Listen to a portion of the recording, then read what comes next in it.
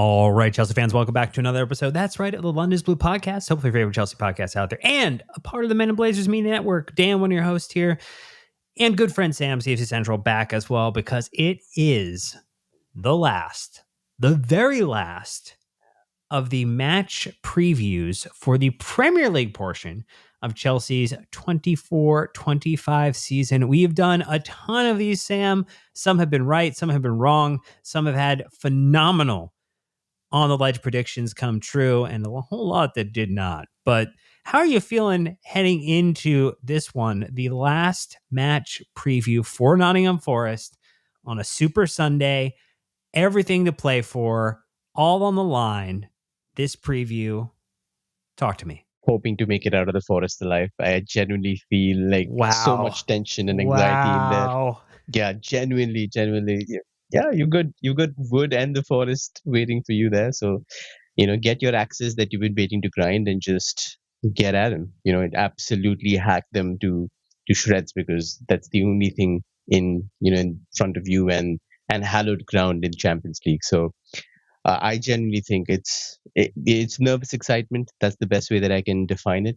But yeah, I would probably say slightly optimistic on this one. I see the doom and gloom. Obviously, people have brought out the numbers. One away win since the 8th of December, and we're going away to Forest, and would we be able to make it happen? So I completely understand the apprehension, but yeah, you and I being the eternal optimists on this pod, I think we are manifesting the good things. And I would trade every single prediction we've both made that has come true throughout the season for this one to come true and say that it's a win. So fingers crossed on that one. I mean, if we're looking at it just on table perspective here, the 18 matches that Forest have played at home, 9 wins, 5 draws, 4 losses, plus 11 goal differential.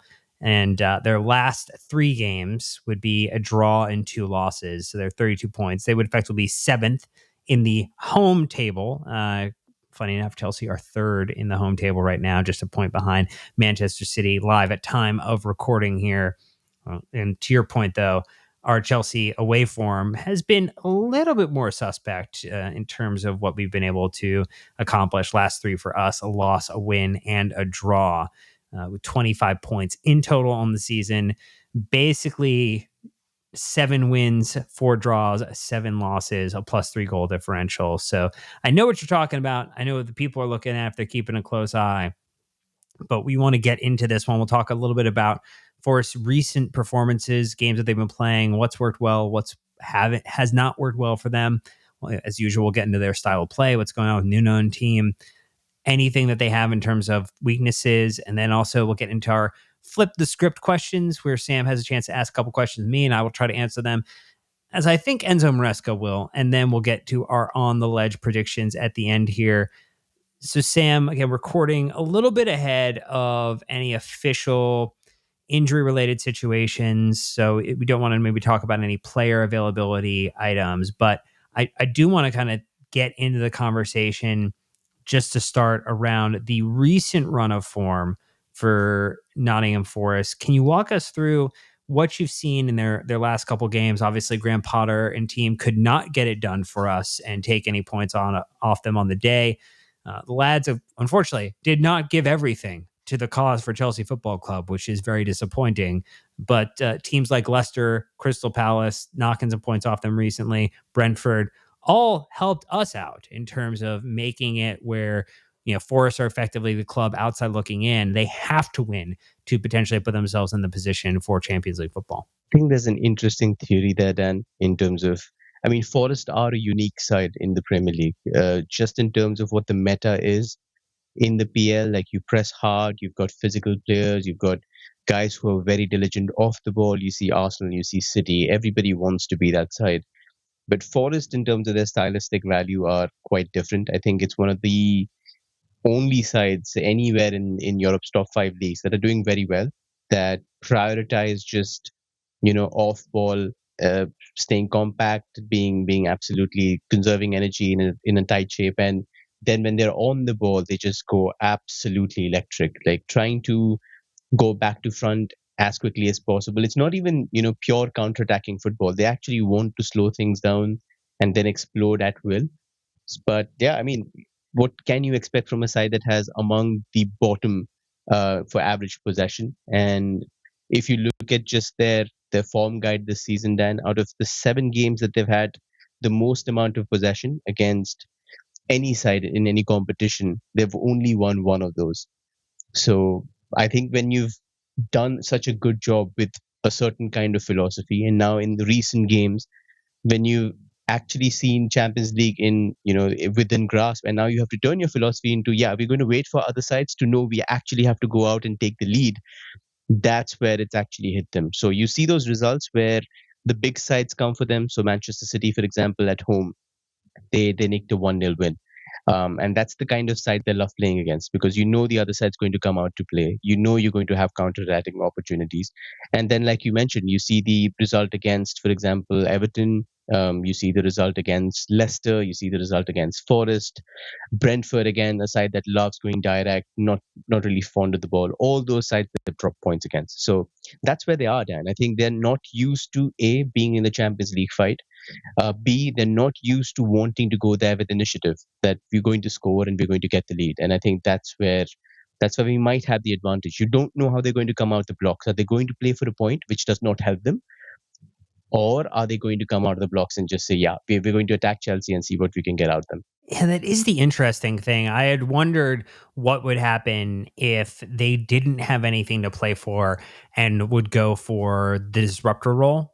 If they were not able to win against West Ham and effectively put themselves out of contention for participation in the Champions League spots. But I almost, maybe this is the wrong way to approach it. Are you feeling like it's a better thing that they have more to play for and they can, potentially have to put themselves in a position to gamble a little bit more versus potentially just being able to be a little bit more reactive, knowing that their place in European competition next season is effectively locked and assigned? And let's just say if they would have had that win against Leicester, Dan, I would have been terrified. I would have been absolutely terrified of this last fixture, because then Forest would have had us exactly what they wanted us, trying to go, on the accelerator from minute one, trying to get that goal, and essentially getting gobsmacked with, Wood header, or Gibbs White picking out some kind of a really incredible pass. So that's where they want us. They want us to show initiative. Here, I think they will expect it from us, but they also know that, there's it might be enough. I think if they played conservatively in the first half, 45 minutes, see what the halftime score is, and then, like Maresca likes to do, after 45, 50, he then pushes the accelerator and tries to go and get the result. Then maybe Forest don't want to keep it that late. They want to go here for a win because nothing else will do. So I think it's good that we're in this position where we have, the GD above, and essentially have to make them play for it. So works in our favor. Definitely works in our favor. Well, we're going to get into the specific strengths and weaknesses, the style of play, and everything else. But we're going to do that after our first very quick ad break. So stay tuned. I'll be right back. All right, Sam, can you start to walk us through just, again, it has been a long season, the style of play, how that's adapted, and really particularly considerations around the recent run of fixtures? Because obviously, I think there's a high overperform from Forest over the entirety of the season, but it doesn't necessarily map to their last run of fixtures too. And so I think there's a need to frame the larger narrative, but also take a look at the micro conditions of what has been going on with Forest over those last couple of games. Yeah, it's like I mentioned, Dan, quite a unique situation with them. But if I were to give it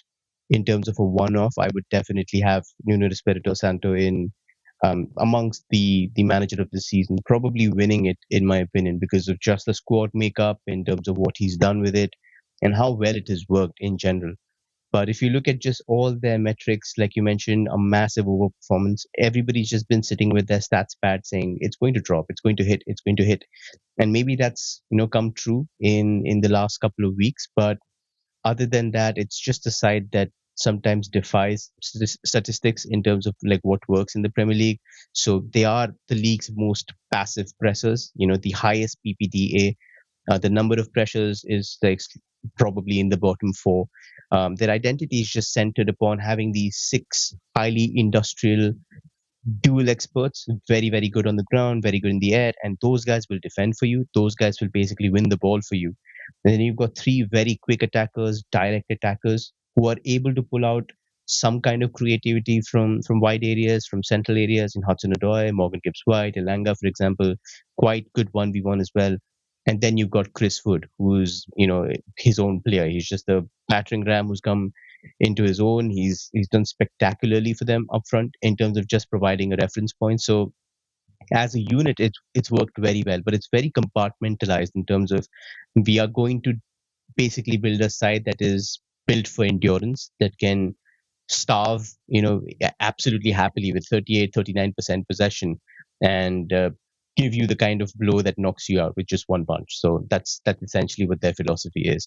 But yeah, formation wise, then usually I've played with a 4-2-3-1, but the out of possession shape changes quite frequently depending on the game state. So if they're losing, if they're winning, and obviously the situation. If, for example, it sort of they feel like there is a 1v1 issue happening on a certain flank, then they shift shapes and try to cover that and adapt very well. So Nuno does that superbly. But out of possession, it can be a 4-4-1-1 or a 5-4-1 that they've used at times, which I think we will come up against because we've struggled against that shape. So almost certainly there'll be a 5-4-1 there. But both shapes try to block off the center, and you have like very compact lines. The 5 and the 4 block has minimal spacing in between them. So even guys like Cole Palmer will be hesitant to receive that, because the moment you do, you're going to be clattered by a Murillo or one of the wing backs coming in and trying to hit you. So it's going to reduce the kind of space and time you get in dangerous areas. And yeah, it's just then you've got like a midfield pivot that thrives on winning the ball back in Yates. You've got Sangare, who Chelsea were monitoring a few seasons back. He's good. Elliot Anderson, I think, is one of the most underrated players in the Premier League. So he's there as well. And they will try to win those ball backs in those central areas with those pressing traps, try to, lure you into playing those balls into those spaces, and then suddenly they'll explode from there and try to get their front four into advantageous positions. But just a moment before we go into the other aspects of it, Dan, very interesting note on their goalkeeper. There are 19 sides in the Premier League that have launched less than 50% of their passes. So one of every two passes, less than that, they've essentially launched it in terms of when the ball comes to them, they've hit it as far as they can. There's only one side that launches it 75% of the time, and there's a 25% difference, and that's Nottingham Forest.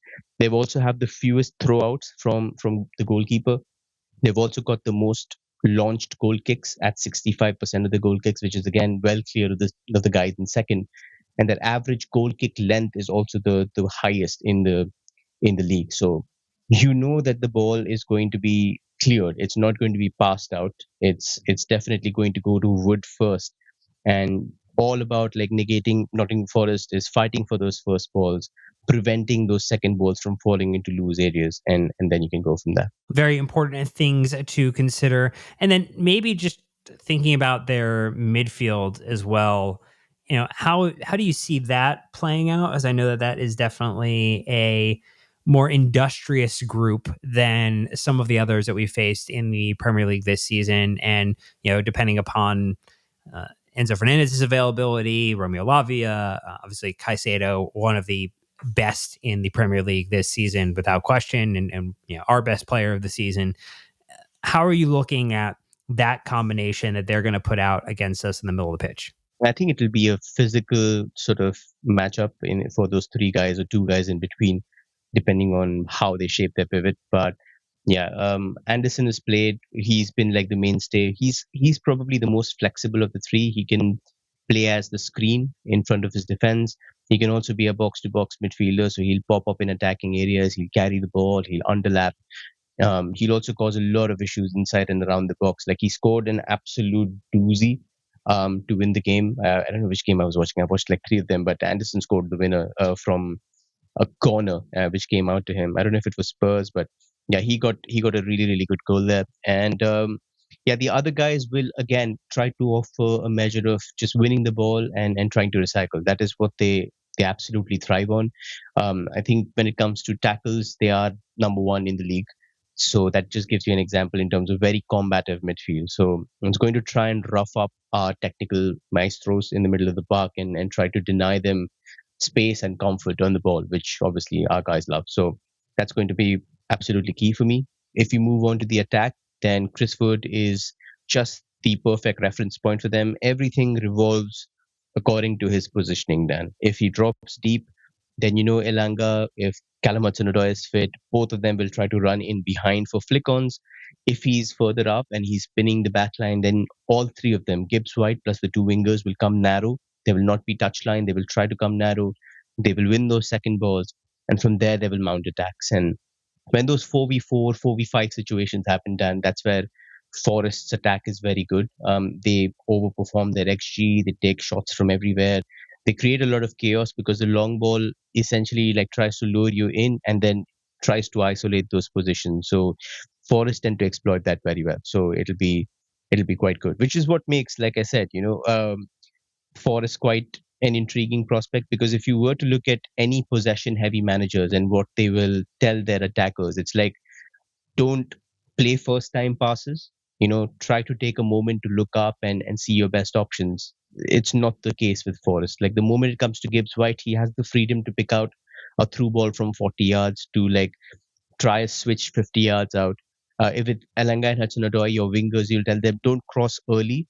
Don't go into the box at the earliest opportunity from deeper positions. In fact, here they are encouraged to do so. If you watch the goal against Leicester, Chris Wood's 2-1 goal, it was Gibbs White, I think, picking up a cross from somewhere just above the halfway line, very deep cross, and Wood arriving at the far post and heading it in. So stuff that is considered sacrilege in certain systems is actually encouraged with Forest. And the last thing I'd probably like to add, very, very important, they're the league's best team from attacking set pieces, and they scored 17 goals from there. So, yeah, our set piece coach like Bernardo Cueva is probably having a lot of sleepless nights, but hopefully they'll be worth it at the end of the game. Very, very important things to consider then. And so, just maybe thinking about then the weaknesses, what's been popping up or cropping up in Forest form, their style of play, areas that you think are maybe going underrepresented in the larger narrative of the entirety of their season?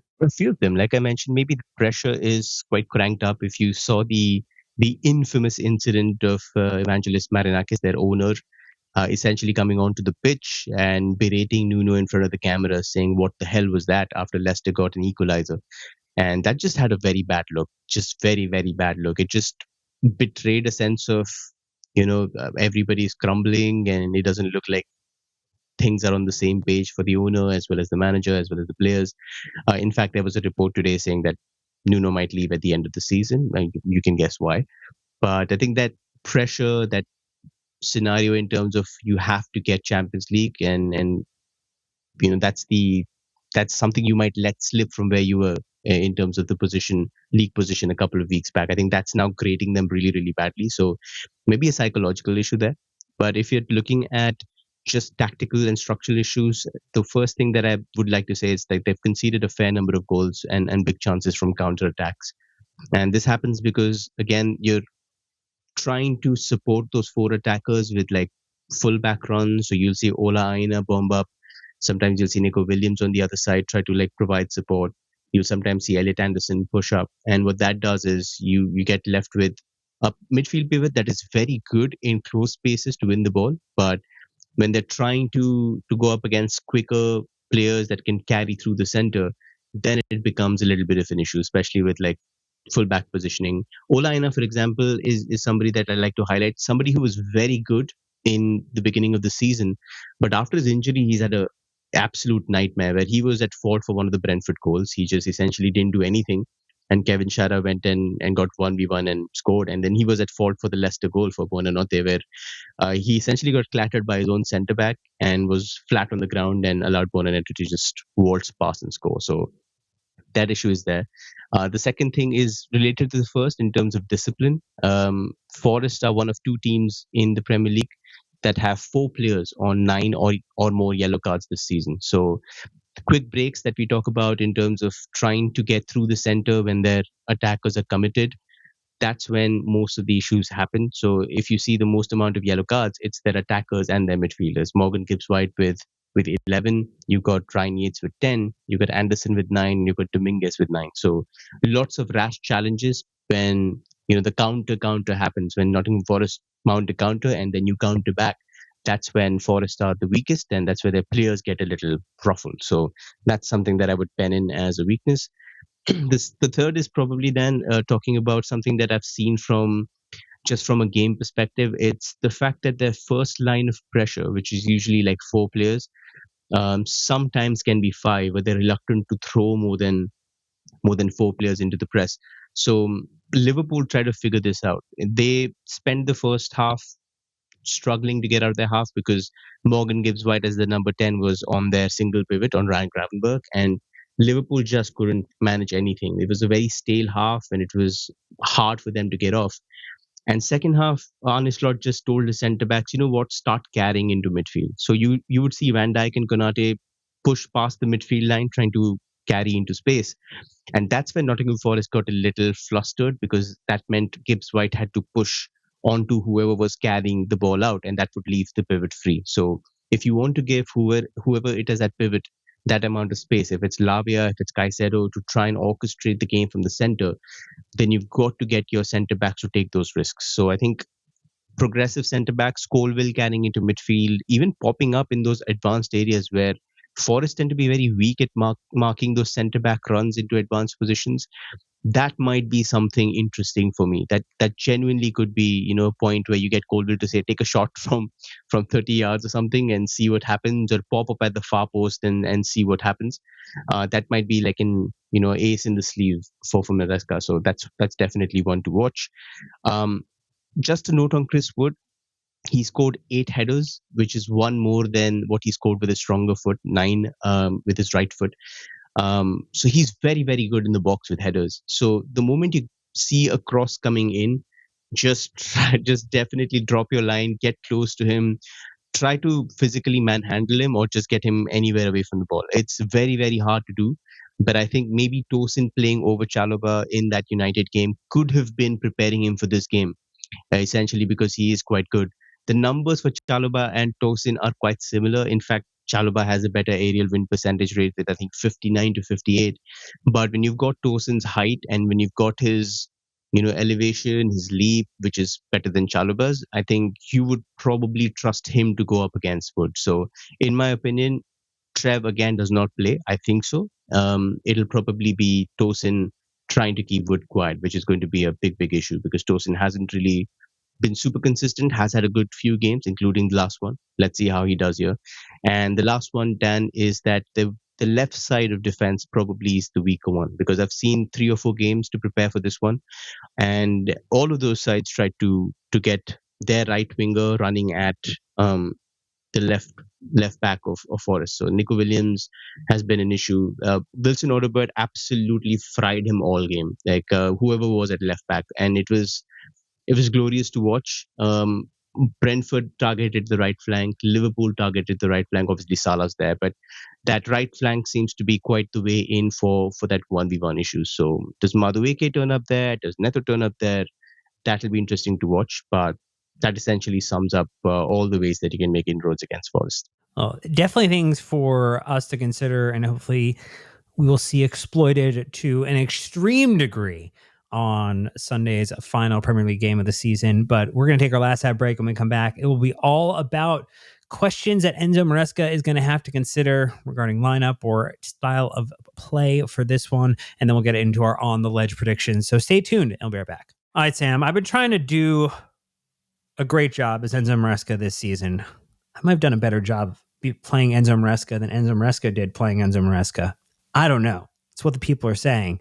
Why don't you give me a couple questions and I'll try to answer them as best I can. I'll vouch for that. I'll definitely vouch for that. But for me, the first question is, I think, the more obvious one here in terms of we tried playing Tyreek George at that false 9 position against the likes of Harry Maguire, against 3 centre backs essentially, and it didn't really turn out well. So what are you thinking here? Is it with the return of Jadon Sancho, who's now available because he couldn't play against his parent club? Would you go a different front 3, or do you think there's again some kind of sense that Maresca is seeing in that false 9 position to try and play Tyreek there? What do you do? I was shocked. I know we had talked about this in the match preview for our last game, and we had talked about this same exact problem because Nico Jackson was not available. And I thought that Enzo Maresca would not have the wherewithal to try to persevere with Tyreek George in a Premier League start. He did up until the point he didn't. And not a knock on Tyreek George for his Premier League start. Definitely a step forward. And, Harry Maguire doesn't make a lot of things easy for a lot of people. So, I mean, credit to Ty for, being out there and trying to make it happen. Didn't necessarily work.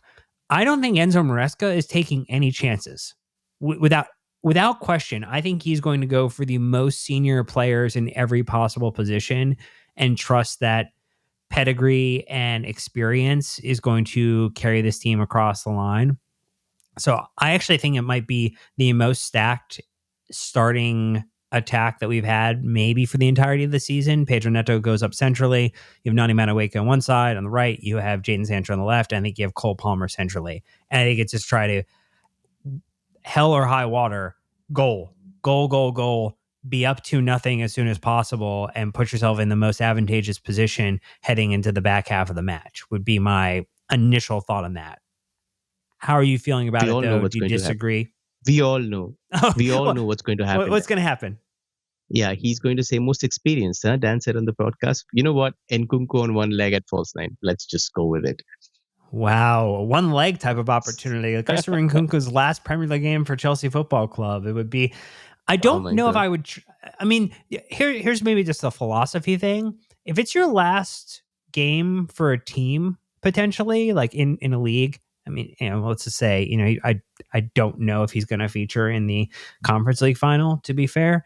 So I guess, like, are you going to, would you trust somebody in that regard? Like to be professional and come out to be hungry, or like, hey, Jadon Sancho wants to say, I would imagine at Chelsea Football Club, he should want to ball out. I would imagine Nani Madueke wants to finish the season strong, one of his best senior seasons ever.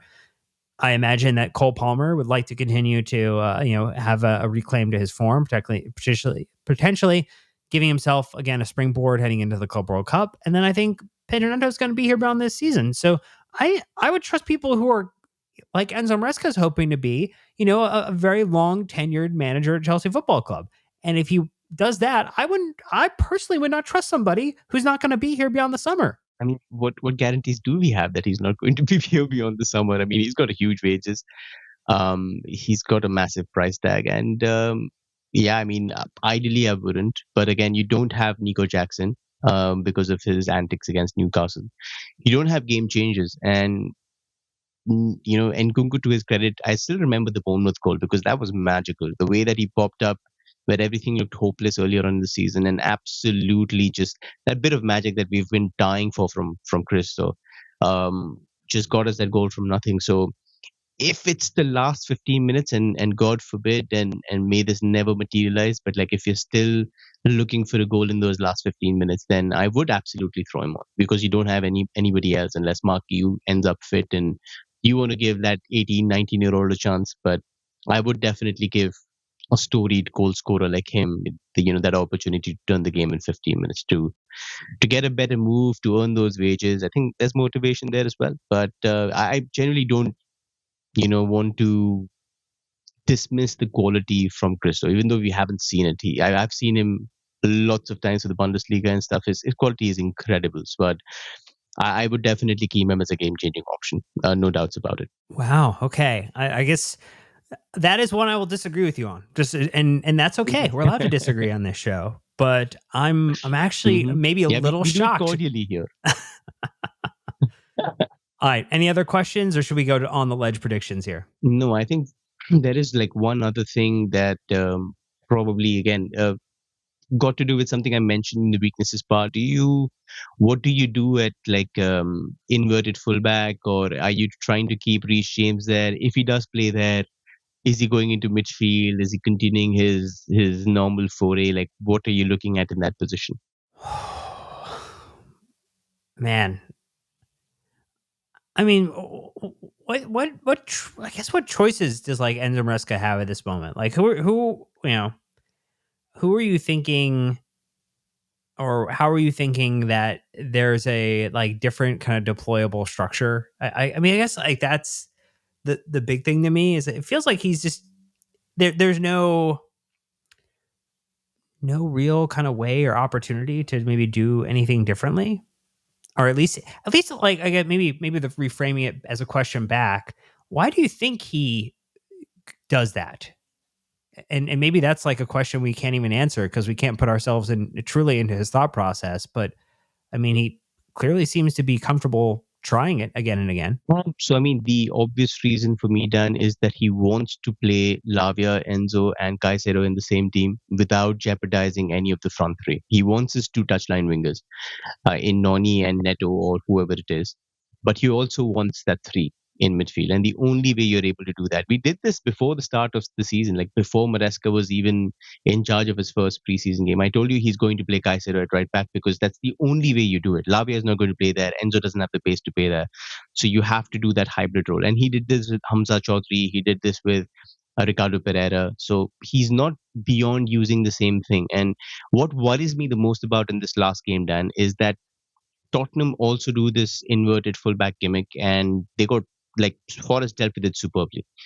And they did it in terms of like the narrow shape itself didn't allow Poro to function a lot. But what they did in turn was, if you saw Anthony Langa's position, every time Poro moved in due to a certain inverted fullback position or advanced, um, Elanga would actually go and occupy that space. So whenever Forrest got the ball, the first out ball was in that vacant fullback position. So if Enzo Maresca by any reason is listening to both of us, please don't do the inverted fullback crap. Please do not do it against Forest. They've played against Tottenham. They did it well, and they're well drilled for this. So just do what logic dictates, that when it's a 5-4-1 narrow block, the wings are going to be absolutely open.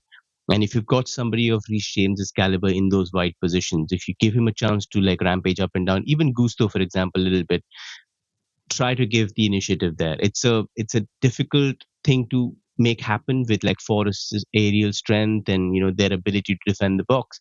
But when the spaces open up and you allow somebody like Reece James to pop up at the edge of the box or in or around the box like he did for Cuckoo's header, that quality could make the difference in the end. Well, things are going to keep in mind. Let's transition then to our final Premier League on the ledge predictions for the 24-25 season. Do you have one off the top, Sam, that you're going to roll with? Do you want me to do the one good one bad one? Because I think Forest might get a goal from a set piece. I just have a bad feeling about it. So it's going to be a 2-1 if we're going to win this game, is what you're saying. It has to. It's not going to be a single goal is going to get us across the line. I'm actually going for a 2-1. Very very narrow 2-1 win. So I think let's get the bad out of the way first. I think a Chris Wood kind of header from a set piece, maybe that happens, a header, unmarked header somewhere in box. That's something that I dread coming to fruition. And probably a good like prediction would be that we get a goal from one of our wingers, probably like Pedro Neto on the right hand side. Whoever starts on the right hand side, I would say probably either makes the inroads or scores the goal. So we'll probably go with Pedro Neto there to get us a very, very crucial goal. What do you do with your predictions, and what's your score line? 2-1 as well, or are you feeling ambitious? Ooh, I would love nothing more than Reece James to score in this game. I think what we saw in that captain level performance that he had in the last Premier League fixture, the way we willed it across the line, the way he's shooting from distance right now, and even the assist he's putting in, I feel like he is prime for a goal in this game. I feel like it's coming. I feel like he's been super close, and this is just going to be the opportunity for it to happen. So that is my kind of on the ledge prediction, because he has not scored a goal since the match against Copenhagen in earlier in the season. Like it's been a long time. Last Premier League goal was against Bournemouth in the 2-2 draw. We've waited a little bit. We would like to have the third goal of the season, please, Reece. Let's make it happen. I would love that. I mean, absolutely love that. He came so close in that last game as well, I but know. that volley that deserved the goal. So. But I'm I think it's going to be, that... but I think it's going to set up for that, right? Like I think there's going to be moments where Forest are pinned back a little bit. They're going to be trying to kind of give us harder looks. And I think someone like Reece, who just is very comfortable taking a shot from range, could be the way to get it done at a point in this game. Mm-hmm. Yeah, I think so. I think when you're sort of pushing your people forward, and you've got somebody like, instead of a Gusto, Reece James in those middle positions where he can pull out a half space cross or even try and get a pop like he did. I think you trust it to be, inches within any part of the frame of the goal. So that is definitely something that I wouldn't rule out. And I'm hoping he gets the chance to like rip a free kick from 20-25 yards. And we've talked about discipline issues, so maybe that yields like a good free kick in those decisions, in those areas, and hopefully one goes in. So we'll have the captain taking us to the Champions League. That would just be the sweetest thing in the world, and it'd be a wonderful way to cap off this Chelsea season, at least in the Premier League. But there's still going to be stuff to do. Obviously, we'll be back with a Europa League conference final. We also have the Club World Cup coming up, and there's going to be a lot of stuff for us to do this summer, Sam. I mean, I know that you're already heads down and extremely focused on some of the early transfer work that Chelsea might try to get done. And so, even though the season's about to end, it doesn't mean that the work has stopped for us, at least in terms of covering this content together. I mean, it's just beginning for me, Dan. I'll be watching 3-4 games every day until the end of the season. I've already seen like 7 each for Giovanni Kenda, for Andre Santos at Strasbourg, for Esugo. So lots coming the LIBP way, with newsletters and obviously profiling what we could have done better, what really worked for us. And obviously we've got the Club World Cup also coming around. So that'll be more chance for silverware. So yeah, super happy that we've done, I would say, a good job this season in terms of our predictions, and hoping to come back super refreshed and with better ones in the coming one, and hopefully with Champions League football to also make predictions in. Yeah, I mean, when there's Champions League football, the amount of match previews that we're going to do, where we have tons of easily accessible footage to watch the teams, highly increases, which makes the quality of the match previews that we do together so much better. Yeah, and not having to go to like Kazakhstan at like -14, trying to type out like match reports. That would also be quite nice, actually. But yeah, even trying to YouTube names, how to pronounce them properly, that would be quite nice. But with all due respect to Conference League opposition, I think we've proven that we've got, even with our B team, the competition to go like 1 or 2 steps further. So Champions League campaign would be, I think, well deserved, and would probably constitute the best possible step for this group that we have, and all of them would probably enjoy it. Absolutely. Well, again, we'll try to track our on the ledge predictions next season, and we'll keep a record of if we get them right and how well they work. But that's going to do it for the last match preview of Chelsea's 24-25 Premier League season. Nottingham Forest coming up this weekend. We hope that you enjoy that one. We hope that Chelsea get it done, and then we see ourselves back into the top level of European competition next season. But tons more content coming your way, both through the end of the season and into the summer, with transfers, with the Club World Cup, and more. So we appreciate you leaving 5-star reviews, getting subscribed on YouTube, and leaving comments too. Just saying thanks for the hard work. We always appreciate those. But until next time, Chelsea fans, you know what to do. Keep the blue flag flying high.